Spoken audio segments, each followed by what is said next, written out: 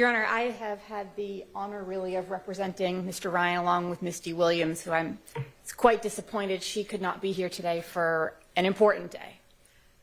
This trial has been exhausting for everybody, and that certainly includes Mr. Ryan, who has been going through the court system since he was 15 years old.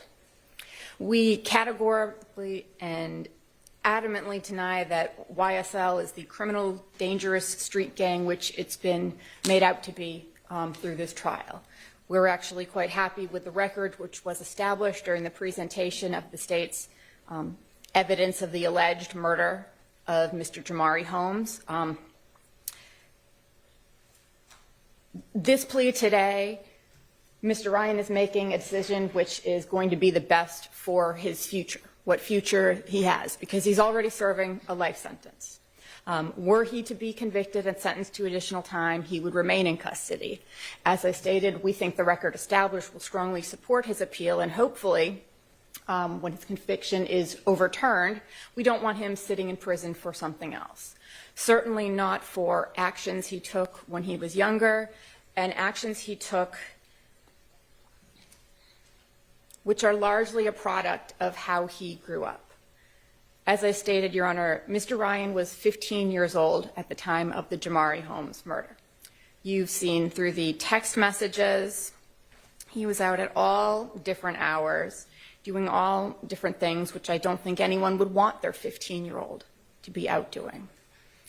And so that is where he was, and so he did adopt the people who were around him, the people who could support him, the people in his neighborhood who grouped themselves, calling themselves YSL. Mr. Ryan at no point was trying to advance a criminal street gang and their interests. He was trying to protect himself, being a young person, largely on his own, and this is where he's ended up. I would like to say that there's been some sort of rehabilitative function here since he was sentenced to prison. It doesn't appear that that has happened. As you've heard, some of his additional cases are within the prison system. It would be wonderful if some of the money spent on a case like this could possibly be invested in the future of people like Mr. Ryan, who go into custody at such a young age, and who really then are not given the resources to make the changes that they really would like to make to have a productive future. With all of that said, I think Mr. Ryan has grown up a lot during this trial. He doesn't want to sit through this anymore. He doesn't want to ever be back in a courtroom ever again, Your Honor. He's heard about all sorts of incidents, which the 2015 crimes, he was 11 years old.